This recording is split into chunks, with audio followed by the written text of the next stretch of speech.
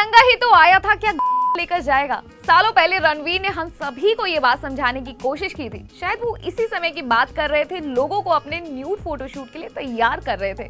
लेकिन सॉरी रणवीर, लोगों को आपकी ये बात समझ नहीं आई और अब इसी गलती के लिए रणवीर भाई लंबा फंस गए हैं। हेलो, मैं हूँ साक्षी चौहान और आप देख रहे हैं अनकट। मुंबई में रणवीर के खिलाफ एफआईआर दर्ज कराई गई है, ये कहते हुए कि उनके फोटोशूट में प्राइवेट पार्ट नजर आ रहे हैं और बच्चों पर इसका बुरा असर पड़ता है।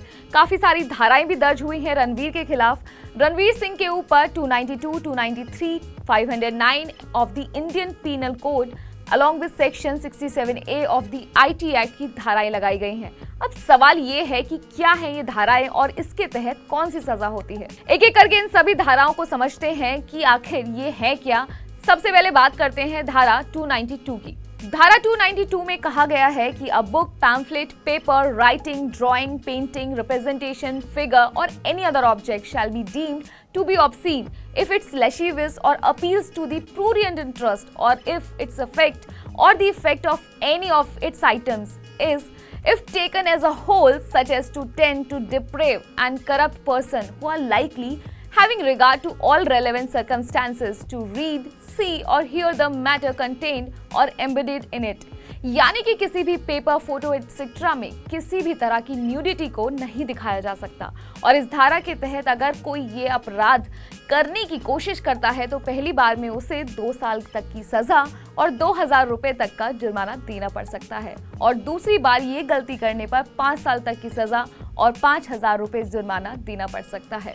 उसके बाद आती है धारा 293, जिसमें कहा गया है कि ऐसी कोई भी चीज अगर कोई व्यक्ति किसी 20 या उससे कम साल के इंसान को बेचता है, उसे पहली बार में 3 साल तक की सजा और 2000 रुपए तक का जुर्माना देना पड़ सकता है, और दूसरी बार ये गलती करने वाले को 7 साल की सजा और 5000 रुपए तक का जुर्माना देना पड़ सकता है। अब लगे हाथ धारा 509 की बात कर लेते हैं, जिसमें कहा गया है कि जो कोई शख्स किसी भी महिला का अपमान करने का इरादा रखता है या कोई भी ऐसा शब्द बोलता है, कोई आवाज या इशारा करता है या किसी वस्तु का प्रदर्शन करता है जिससे कि महिला की गोपनीयता में हस्तक्षेप होता है, तो उसे 1 साल तक की सजा और जुर्माना दोनों ही हो सकती है।